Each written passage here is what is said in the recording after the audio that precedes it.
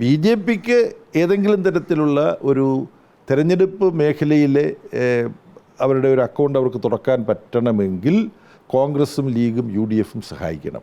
1976 Indira Gandhi അടിയന്തരാവസ്ഥക്കാലത്ത് FCRA bill കൊണ്ടുവന്നപ്പോൾ, നിയമം കൊണ്ടുവന്നപ്പോൾ RSSനെ അതിൽ നിന്ന് ഒഴിവാക്കി കൊടുത്തു. അതൊരു ഡീലാണ്. ശിലാന്യാസം നടത്താൻ രാജീവ് ഗാന്ധി പ്രധാനമന്ത്രിയായിരുന്നപ്പോഴാണ് RSSനെ അനുവദിച്ചത്. ബാബറി മസ്ജിദ് പൊളിക്കുമ്പോൾ പ്രധാനമന്ത്രി നരസിംഹറാവു പൊളിച്ചു തീരുന്നത് വരെ, RSSകാർ ബാബറി മസ്ജിദ് പൊളിച്ചു തീരുന്നത് വരെ പ്രധാനമന്ത്രി തൻ്റെ പ്രധാനമന്ത്രി എന്നുള്ള ഉത്തരവാദിത്വം നിർവഹിക്കാതെ പൂജാമുറിയിൽ പൂജ നടത്തിക്കൊണ്ടിരിക്കുകയായിരുന്നു. വോട്ടെടുപ്പ് കഴിഞ്ഞു. ഇനി രാഷ്ട്രീയ പാർട്ടികൾക്കും നേതാക്കൾക്കും കൂട്ടലിൻ്റെയും കിഴിക്കലിൻ്റെയും സമയമാണ്.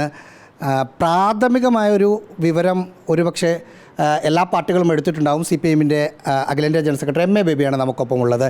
എന്താണ് LDFിൻ്റെ CPMൻ്റെ ഒരു കണക്കുകൂട്ടൽ? വോട്ടെടുപ്പ് കഴിഞ്ഞതിന് ശേഷം ജില്ലകളിൽ നിന്നും ഞാൻ കിട്ടിക്കൊണ്ടിരിക്കുന്ന ഫീഡ്ബാക്ക് അനുസരിച്ച് അവിടെ നടത്തിയ പ്രാഥമികമായ അവലോകനത്തിൻ്റെ അടിസ്ഥാനത്തിൽ ആദ്യഘട്ടത്തിൽ തെരഞ്ഞെടുപ്പ് പ്രചരണ പ്രവർത്തനങ്ങൾ ആരംഭിച്ചത് മുതൽ തുടർന്ന് ഞങ്ങൾ ഉദ്ദേശിച്ച പോലെയുള്ള പ്രവർത്തനങ്ങൾ ജനങ്ങളുമായി ബന്ധപ്പെട്ട് നടത്താൻ കഴിഞ്ഞിട്ടുണ്ട്. അതിൻ്റെ അടിസ്ഥാനത്തിൽ LDFന് വളരെ നല്ല പ്രതീക്ഷിച്ച തരത്തിലുള്ള ഒരു വിജയം തന്നെ ഉണ്ടാവും എന്നാണ് പ്രാഥമികമായ വിവരങ്ങൾ വ്യക്തമാക്കുന്നത്. അതായത് ഭരണ തുടർച്ച. കഴിഞ്ഞ തവണ അധികാരത്തിൽ വരുന്ന സമയത്ത് 99 സീറ്റായിരുന്നു. അതിൽ എന്ത് വ്യത്യാസം സംഭവിക്കും? അല്ല, ഞങ്ങൾ ലക്ഷ്യം വെച്ചത് സെഞ്ചുറി തികയ്ക്കാനാണ് ചുരുങ്ങിയത്. അതിന് മുകളിലേക്ക് പോകണം എന്നുള്ള തരത്തിലാണ്.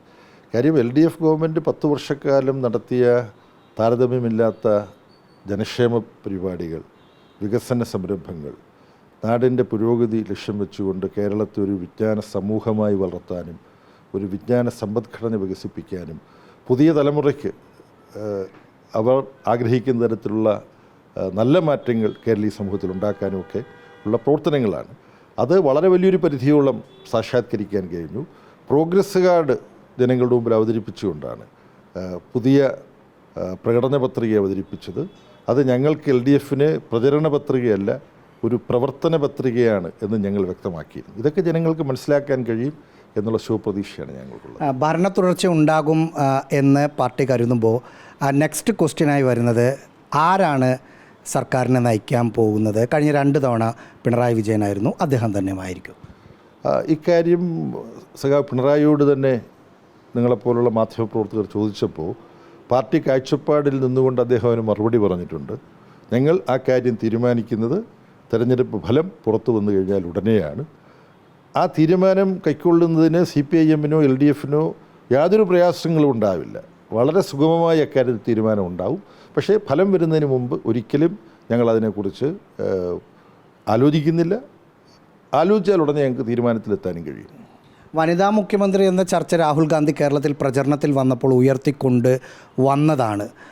ആ ചർച്ചയുടെ ഒരു അലയൊലികൾ ഇടതുപക്ഷത്തുമുണ്ടോ? ഒരുപക്ഷേ അങ്ങനെ ഒരു ചർച്ച ശ്രീ രാഹുൽ ഗാന്ധി നടത്തുക വഴി UDF ജയിക്കാൻ പോകുന്നില്ല കേരളത്തിൽ എന്ന് ഒരർത്ഥത്തിൽ അദ്ദേഹം സമ്മതിക്കുക കൂടിയാണ്. കാരണം മുഖ്യമന്ത്രി സ്ഥാനത്തേക്ക് പരിഗണിക്കാൻ പറ്റിയ യാതൊരു പേരും യാതൊരു സ്ഥാനാർത്ഥിയും ഇപ്പോൾ തിരഞ്ഞെടുപ്പ് രംഗത്തില്ല. ഇനി അവർ വേറെ ആരെങ്കിലും കാണുന്നുണ്ടോ എന്ന് അറിഞ്ഞുകൂടാ. കാര്യം രാഹുൽ ഗാന്ധി കേരളത്തിൽ നിന്ന് മത്സരിക്കുകയുണ്ടായി. രാഹുൽ ഗാന്ധിയുടെ സഹോദരി കേരളത്തിൽ നിന്ന് ഇപ്പോൾ ഒരു ലോക്സഭാ മെമ്പറാണ്. അതിൻ്റെ എല്ലാ അടിസ്ഥാനത്തിൽ കേരളത്തിന് പുറത്തു നിന്ന് ഏതെങ്കിലും ഒരു വനിതാ നേതാവിനെ നമുക്ക് അതായത് UDFന് അഥവാ ഭൂരിപക്ഷം കിട്ടിയാൽ കൊണ്ടുവരാം എന്ന് വല്ലതും രാഹുൽ ഗാന്ധി ആലോചിക്കുകയാണെങ്കിൽ അതിനെന്തെങ്കിലും പ്രസക്തിയുണ്ട്. പക്ഷേ എന്തായാലും പ്രതിപക്ഷ നേതൃത്വ സ്ഥാനത്തെ UDFന് ഒരു വനിതയെക്കുറിച്ച് ചിന്തിക്കേണ്ട ആവശ്യം തൽക്കാലമുള്ളൂ. LDFന് അങ്ങനെയാണല്ലോ. LDFനെ സംബന്ധിച്ചിടത്തോളം അക്കാര്യത്തിൽ തീരുമാനമെടുക്കേണ്ട ഘട്ടത്തിൽ എല്ലാ ഘടകങ്ങളും പരിശോധിച്ചുകൊണ്ട് LDF ഒരു തീരുമാനമെടുക്കും. രാഷ്ട്രീയവും സംഘടനാപരവുമായി നേതൃത്വം കൊടുക്കേണ്ട ഒരു ഭരണ ചുമതലയാണ് മുഖ്യമന്ത്രിയുടേത്.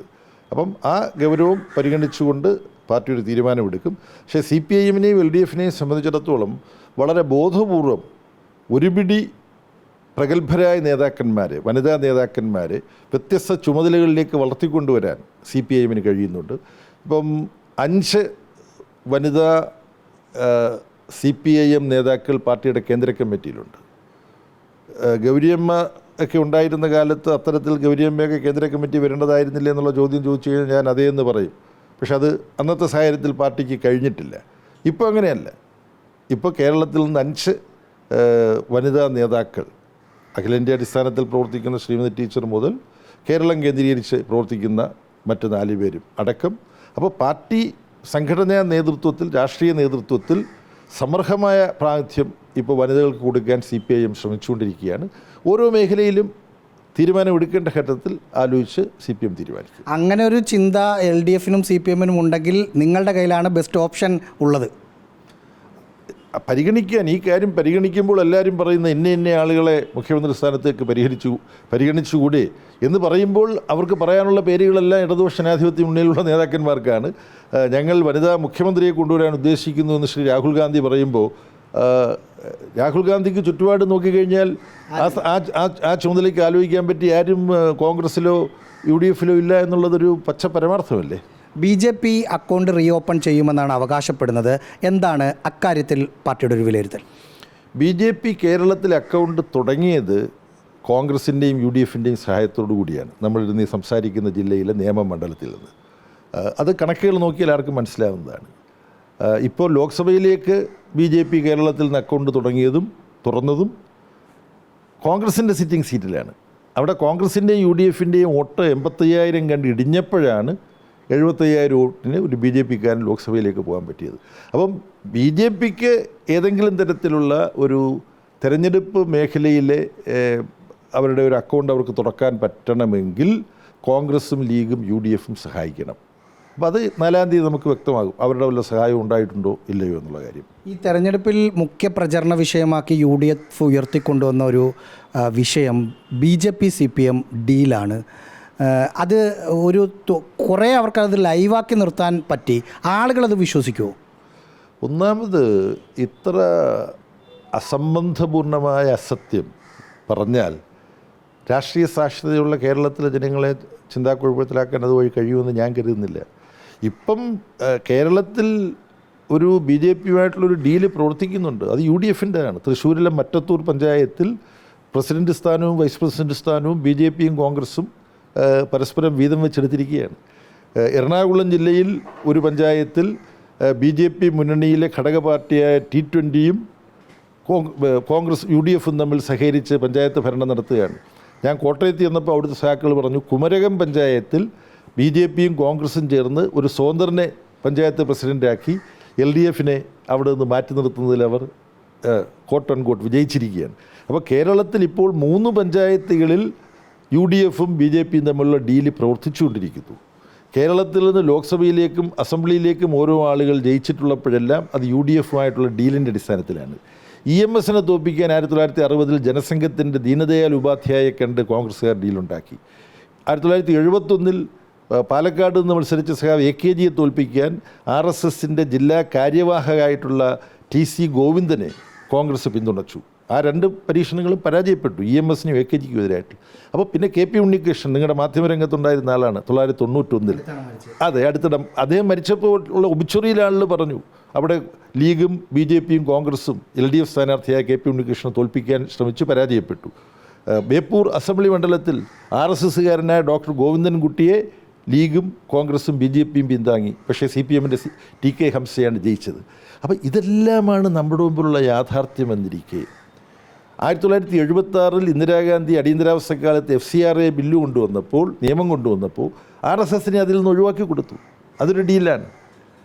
ശിലാന്യാസം നടത്താൻ രാജീവ് ഗാന്ധി പ്രധാനമന്ത്രിയായിരുന്നപ്പോഴാണ് RSSനെ അനുവദിച്ചത്.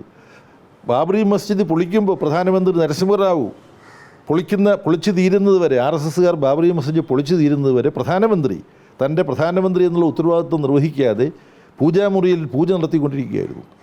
ഡീലിൻ്റെ അടിസ്ഥാനത്തിലാണ്. ഇങ്ങനെ എത്രയോ അനുഭവങ്ങൾ നമ്മുടെ മുമ്പിലുണ്ട്. അതുകൊണ്ട് ഈ കള്ളത്തരം കേരളീയർ വിശ്വസിക്കുമെന്ന് ഞാൻ കരുതുന്നില്ല. ഈ സാധാരണ നമ്മൾ ഈ കമ്മ്യൂണിസ്റ്റ് പാർട്ടികളിൽ നിന്ന് ചില ഈ മതവർഗീയ സംഘടനകളുമായി ബന്ധപ്പെട്ട കാര്യം വരുമ്പോൾ സ്റ്റേണായ ഒരു സ്റ്റാൻഡ് എടുക്കുന്നത് നമ്മൾ കണ്ടിട്ടുണ്ട്. RSSൻ്റെ വോട്ട് വേണ്ടതില്ല എന്ന് EMS പറയുന്ന സാഹചര്യത്തിലും കണ്ടു. ഇവിടെ ഈ തെരഞ്ഞെടുപ്പിൽ നമ്മൾ കണ്ടത് STPA എന്ന മതവർഗീയ സംഘടനയുടെ രാഷ്ട്രീയ പാർട്ടിയുടെ വോട്ട് വേണ്ട എന്ന് ഇവിടെ പറഞ്ഞത് പ്രതിപക്ഷ നേതാവ് VD സതീശനാണ്. ആ ചോദ്യം ഭരണപക്ഷത്തെ താങ്കളടക്കമുള്ള CM അടക്കമുള്ള ഗോവിന്ദമാഷ് അടക്കമുള്ള ആളുകളോട് ആവർത്തിച്ച് ചോദിക്കുമ്പോൾ ആ വോട്ട് ഞങ്ങൾക്ക് വേണ്ട എന്നൊരു അഡമൻ്റ് സ്റ്റാൻഡ് എടുക്കാൻ കഴിയാതെ പോയത് എന്തുകൊണ്ടാണ്? ഇവിടെ ഈ തെരഞ്ഞെടുപ്പിൽ SDPIയുമായി ബന്ധപ്പെട്ട് 2 മണ്ഡലങ്ങളിലാണ് ചില ചോദ്യങ്ങൾ ഉയർന്നു വന്നത്. അതിലാദ്യത്തേത് SDPIയുടെ സ്ഥാനാർത്ഥിയെ പിൻവലിച്ചു തരണമെന്ന് UDFകാർ SDPIയോട് അഭ്യർത്ഥിച്ച കാസർഗോഡ് ജില്ലയിലെ ഒരു അസംബ്ലി മണ്ഡലത്തിൻ്റെ കാര്യമാണ്. താങ്കൾ ഓർക്കുന്നുണ്ടാവും. SDPI പ്രഖ്യാപിച്ചു, ഞങ്ങളെ UDF സമീപിച്ച് സ്ഥാനാർത്ഥിയെ പിൻവലിക്കണം എന്ന് അഭ്യർത്ഥിച്ചു. ഞങ്ങൾ പിൻവലിക്കുകയാണ്. ഇതൊരു രാഷ്ട്രീയ ഡീലാണ്. ഒരു സ്ഥാനാർത്ഥിയെ ഒരു മുന്നണി പറഞ്ഞ് മത്സരരംഗത്ത് നിന്ന് പിന്മാറ്റിക്കുക. അപ്പോൾ VD സതീശൻ പറഞ്ഞതിന് എന്തർത്ഥമുള്ളത്? വല്ല ആത്മാർത്ഥം. VD സതീശൻ ഇന്ന് പറഞ്ഞത് നാളെ മാറ്റി പറഞ്ഞുകൊണ്ടിരിക്കുകയല്ലേ. നിങ്ങളുടെ തന്നെ കയ്യിലുണ്ടല്ലോ അതിൻ്റെ 100 സീറ്റ് കിട്ടിയില്ലെങ്കിൽ ഞാൻ വനവാസത്തിന് പോകുമെന്ന് പറഞ്ഞു. പോയില്ല, അങ്ങനെ ഞാൻ പറഞ്ഞിട്ടില്ല എന്ന് പിന്നീട് പറയുന്നു. അവിടെ പോയിട്ട് പിന്നെ മരിച്ചവർക്കും വീട് നഷ്ടപ്പെട്ടവർക്കും വീട് നിർമ്മിച്ചു കൊടുക്കുമെന്ന് പറഞ്ഞിട്ട് നിങ്ങൾ പൈസ പിരിച്ചിട്ട് എന്തായെന്ന് ചോദിച്ചപ്പോൾ ഞങ്ങളിവിടെ സ്ഥലം വാങ്ങിച്ച് പണി തുടങ്ങിയില്ലേ, നിങ്ങൾ പോയി നോക്കൂ എന്ന് പറഞ്ഞു. അതിനുശേഷം KPCC പ്രസിഡന്റ് 2 ദിവസം കഴിയുമ്പോൾ പറയുന്നു, എന്താ പൈസ ഞങ്ങൾക്ക് തികഞ്ഞിട്ടില്ല, വാങ്ങിച്ച സ്ഥലത്തിന് മുഴുവൻ പണം കൊടുത്തിട്ടില്ല, പഞ്ചായത്തിൽ നിർമ്മാണ പ്രവർത്തനത്തിന് പ്ലാൻ സബ്മിറ്റ് ചെയ്തിട്ടില്ല. അപ്പം അസത്യം പറയാൻ ഒരു മടിയുമില്ലാത്ത VD സതീശൻ SDPIയെക്കുറിച്ച് പറഞ്ഞത് ഉദ്ധരിച്ചുകൊണ്ട് എൻ്റെ സുഹൃത്തിനോട് ചോദ്യം ചോദിക്കുന്നതിനകത്ത് എനിക്ക് ഖേദമുണ്ട്. പക്ഷേ ഈ തെരഞ്ഞെടുപ്പിൽ UDFനോടൊരു ചർച്ച നടത്തിയിട്ടുള്ളത് UDF ആണ്. SDPIയുമായി ചർച്ച നടത്തിയിട്ടുള്ള UDF ആണ് കാസർഗോഡ് മണ്ഡലത്തെ സംബന്ധിച്ചിടത്തോളം. CPIM LDF ഇവിടെ രംഗത്ത് വരുന്നത് തിരുവനന്തപുരം നേമം RSSകാരൻ ജയിച്ചിട്ടുള്ള മണ്ഡലമാണ്. ആ മണ്ഡലത്തിൽ RSSൻ്റെ സ്ഥാനാർത്ഥി, RSS നിർത്തിയിട്ടുള്ള BJPയുടെ സ്ഥാനാർത്ഥിയെ തോൽപ്പിക്കാൻ ഞങ്ങൾ LDF വോട്ട് ചെയ്യും എന്ന് SDPI പ്രഖ്യാപിച്ചു. അത് യാഥാർത്ഥ്യമാണ്. അങ്ങനെ അവർ പ്രഖ്യാപിച്ചത് അവരുടേതായ കാരണങ്ങൾ കൊണ്ടാണ്. അവരുടേതായ എന്താണ് ഒരു കാരണം? RSSകാരനായിട്ടുള്ള ഒരാൾ മുമ്പ് ജയിച്ചിട്ടുള്ളൊരു മണ്ഡലമാണിത്. രണ്ടാമത്തെ കാരണം, ആ RSSകാരനെ ഈ മണ്ഡലത്തിൽ തോൽപ്പിച്ചിട്ടുള്ളത് സർ ശിവൻകുട്ടിയാണ്, LDFൻ്റെ ആളാണ്. അതുകൊണ്ട് ഇത്തവണയും വലിയൊരു പണച്ചേക്കാണ് BJPയുടെ സ്ഥാനാർത്ഥിയായിട്ട് നിയമത്ത് മത്സരിക്കുന്നത്. അയാൾ ജയിച്ച് വീണ്ടും BJPയുടെ അക്കൗണ്ട് തുറക്കാൻ പാടില്ല കേരള നിയമസഭയിൽ എന്ന SDPIയുടെ ഒരു ആലോചനയുടെ അടിസ്ഥാനത്തിൽ അവർ പറയുകയാണ്, ഇവിടെ ഞങ്ങൾ LDFനാണ് വോട്ട് ചെയ്യാൻ പോകുന്നത്. അങ്ങനെ LDFന് വോട്ട് ചെയ്യാൻ പോകുന്നു എന്ന് പറയുമ്പം ഇല്ല, LDFൻ്റെ വോട്ട് ഞങ്ങൾ സ്വീകരിക്കുകയില്ല എന്ന് പറയണോ? അത് SDPയുടെ വോട്ട് ഞങ്ങൾ സ്വീകരിക്കില്ല എന്ന് ഞങ്ങൾ പറയണം. അത് തിരഞ്ഞെടുപ്പിൽ എന്തർത്ഥമുള്ളത്? ഓരോരുത്തർക്കും അവരവരുടേതായ കാരണങ്ങളാൽ തീരുമാനങ്ങൾ പ്രഖ്യാപിക്കുക. ആ തീരുമാനം പ്രഖ്യാപിക്കുന്നവരുടെ സ്വഭാവ സർട്ടിഫിക്കറ്റ് ഹാജരാക്കി ഞങ്ങൾ വോട്ട് വേണോ വേണ്ട എന്ന്. RSS ആണ് ഫാസിസ്റ്റ് സ്വഭാവമുള്ള ഇന്ത്യയിലെ ഏറ്റവും വലിയ ഭീഷണി. ആ RSS ഭീഷണിക്കെതിരായി പൊരുതുന്നവരാണ് ഞങ്ങൾ ഓരോ സ്ഥലത്തും. ഞങ്ങൾക്ക് വോട്ട് തന്ന് RSS ഭീഷണിയെ ചെറുക്കാൻ ഒരു കൂട്ടർ തയ്യാറാകുമ്പോൾ അവരെ സംബന്ധിച്ച് SDPIയെ സംബന്ധിച്ച് CPIMന് വിമർശനങ്ങളുണ്ട്. ആ വിമർശനങ്ങളില്ലാന്ന് ഞങ്ങൾ പറഞ്ഞിട്ടില്ല. ആ വിമർശനങ്ങൾ ഉള്ളപ്പോൾ തന്നെ ഈ മണ്ഡലത്തിൽ അവരുടേതായ കാരണങ്ങളാൽ ഞങ്ങൾ പ്രത്യേകിച്ച് അഭ്യർത്ഥിക്കാതെ അവർ വോട്ട് ചെയ്യുമെന്ന് പറയുമ്പോൾ അത് വേണ്ട എന്ന് പറയണം എന്ന തരത്തിൽ മാധ്യമങ്ങളും UDFും ഒക്കെ വാദിക്കുന്നത് ഏറ്റവും വിചിത്രമാണ് എന്ന് മാത്രമേ പറയൂ. നേമത്ത് മാത്രമേ ഉള്ളൂ അപ്പോൾ LDF സ്ഥാനാർത്ഥിക്ക് SDPയുടെ വോട്ട് കിട്ടിയിട്ടുള്ളൂ? അതാണ് അവർ പ്രഖ്യാപിച്ചിട്ടുള്ളത്. വേറെ എവിടെയെന്നുള്ളത് ഞങ്ങൾ പോയിട്ട് അന്വേഷിച്ചിട്ടില്ല. അത് അന്വേഷിച്ചിട്ട് അവിടെ എല്ലാം ഞങ്ങളോട് ചില പത്രസമ്മേളനത്തിൽ ചോദിച്ചപ്പോൾ ഞാൻ ചോദിച്ചു, SDPക്കാരെങ്കിലും LDF വോട്ട് ചെയ്യുമെന്ന് പ്രഖ്യാപിച്ച ഒരു പോളിംഗ് ബൂത്തിൽ, ഒരു മണ്ഡലത്തിലെ പോളിംഗ് ബൂത്തിൽ SDPക്കാർ പിന്നെ ക്യൂവിൽ വോട്ട് ചെയ്യാൻ വന്ന് നിൽക്കുമ്പോൾ ഞങ്ങൾ ചെന്നവരെ ബലാത്കാരേണ കൊണ്ടുപോകണം, നിങ്ങൾ പോയാൽ ഞങ്ങൾ വോട്ട് ചെയ്യുമെന്ന് ഞങ്ങൾ മനസ്സിലാക്കുന്നു, അതുകൊണ്ട് അങ്ങനെ നിങ്ങൾ വോട്ട് ചെയ്യാൻ ഞങ്ങൾ അനുവദിക്കുകയില്ല. വളരെ വിചിത്രമായ അസംബന്ധമായ യുക്തിഹീനമായ വാദങ്ങളല്ലേ ഇതെല്ലാം. മറ്റൊന്ന്, ഈ അടുത്ത കാലത്തൊന്നും കാണാത്ത തരത്തിൽ സ്ഥാനാർത്ഥി പ്രഖ്യാപന സമയത്ത് CPM ഇപ്പോൾ കണ്ണൂർ ജില്ലാ സെക്രട്ടേറിയറ്റ് അംഗമായിരുന്ന TK ഗോവിന്ദൻ എതിർ സ്ഥാനാർത്ഥിയായി വരുന്നുണ്ട്. സംസ്ഥാന കമ്മിറ്റി അംഗമായിരുന്ന മന്ത്രിയായിരുന്ന G Sudhakaran, V Kunhikrishnan, PK Sasi, പാർട്ടിയുടെ ഒരു കാലത്ത് അങ്ങനെ നേതൃസ്ഥാനത്തൊന്നുമില്ലെങ്കിലും VSൻ്റെ സന്തത സഹചാരിയായിരുന്ന A സുരേഷ് അടക്കമുള്ള ആളുകൾ മത്സര രംഗത്തേക്ക് വരുന്നത് ഒരു അത്ര നല്ല കാര്യമാണോ? അല്ല, ഈ ഭരണവർഗ രാഷ്ട്രീയ പാർട്ടികൾക്ക് രാഷ്ട്രീയ പ്രവർത്തനമെന്ന് പറഞ്ഞാൽ പദവികൾക്ക് വേണ്ടിയുള്ള ആർത്തി, പാർലമെൻ്ററി പദവികൾക്ക് വേണ്ടിയുള്ള ആസക്തി, ഇതെല്ലാം. കമ്മ്യൂണിസ്റ്റ് പാർട്ടിയെയും ഇടതുപക്ഷ പാർട്ടിയെയും സംബന്ധിച്ചിടത്തോളം ജനങ്ങളുമായി ബന്ധപ്പെട്ട് അവരുടെ പ്രശ്നങ്ങൾ പരിഹരിക്കാനുള്ള ഇടപെടലുകൾ വേണ്ടി വന്നാൽ പ്രക്ഷോഭങ്ങൾ, അത്തരം രാഷ്ട്രീയ പ്രക്ഷോഭ പ്രവർത്തനങ്ങൾക്കാണ് മുൻഗണന. കൂട്ടത്തിൽ തെരഞ്ഞെടുപ്പുകളും വളരെ പ്രധാനപ്പെട്ടൊരു ജനകീയ രാഷ്ട്രീയ പ്രവർത്തനമാണ്. പാർട്ടി തീരുമാനിക്കുമ്പോൾ തെരഞ്ഞെടുപ്പിലും മത്സരിക്കും. അതിനപ്പുറം ഈ തെരഞ്ഞെടുപ്പ് രാഷ്ട്രീയത്തിനോട് ഒരു പരിധിവിട്ട ഭ്രമം, താല്പര്യം അത് കമ്മ്യൂണിസ്റ്റുകാർക്കുണ്ടായിക്കൂടാ. അത് ഭരണവർഗ രാഷ്ട്രീയ പാർട്ടികളിൽപ്പെട്ടവർക്കാണ് ഉണ്ടാവുക. അത്തരം ഭരണവർഗ രാഷ്ട്രീയ പാർട്ടികളുടെ സ്വഭാവത്തിൻ്റെ സ്വാധീനം കമ്മ്യൂണിസ്റ്റ് പാർട്ടി എപ്പോഴും ചെറുത്തു നിൽക്കുകയാണ് ചെയ്തിട്ടുള്ളത്. പക്ഷേ കമ്മ്യൂണിസ്റ്റ് പാർട്ടിയുടെ ചില തലങ്ങളിലെ വളരെ കുറച്ച് പേർക്ക് ഇത്തരം താല്പര്യങ്ങൾ വന്നു തുടങ്ങിയിരിക്കുന്നു എന്നുള്ളത് പാർട്ടി കാണുന്നുണ്ട്. അത് പാർട്ടി തെറ്റിദ്ധരുത്തൽ പ്രക്രിയ എന്ന് പറയുന്നത് പാർട്ടി നിരന്തരം നടക്കുന്നതാണ്. അപ്പോൾ ആ ഘടനയ്ക്കുള്ളിൽ വെച്ചുകൊണ്ട് ഇത്തരത്തിലുള്ള പാർലമെൻ്ററി ആസക്തിക്കെതിരായിട്ടുള്ള കൂടുതൽ തുടർച്ചയായിട്ടുള്ള പ്രചാരണ പ്രവർത്തനങ്ങളും ചർച്ചകളും പഠന ക്ലാസ്സുകളും CPIM-ലും നടത്തേണ്ടതുണ്ട് എന്നതിൻ്റെ ഒരു സൂചനയാണ് ഒറ്റപ്പെട്ട ചില സ്ഥലങ്ങളിലുള്ള ഇത്തരം ദുഷ്പ്രവണതകൾ. ഇതിൽ ജി സുധാകരൻ്റെ കാര്യത്തിലേക്ക് വന്നാൽ നിങ്ങൾ ഭയങ്കര വ്യക്തിപരമായ അടുപ്പം കൂടി സൂക്ഷിച്ചിരുന്ന ആളാണ്. അദ്ദേഹത്തെ സംസാരിച്ചാൽ അങ്ങ് നിൽക്കുന്ന ഒരവസ്ഥ ഇല്ലായിരുന്നോ? അല്ല, എന്നെ സംബന്ധിച്ചിടത്തോളം നിരന്തരമായിട്ട് സമ്പർക്കം പുലർത്തുകയും അദ്ദേഹത്തെ കണ്ട് സംസാരിക്കുകയൊക്കെ ചെയ്തു പോന്നിട്ടുള്ളതാണ്. പക്ഷേ അതിനെക്കുറിച്ച് ഇനിയിപ്പോൾ പറഞ്ഞ് ദുഃഖിച്ചിട്ട് യാതൊരു കാര്യമല്ല.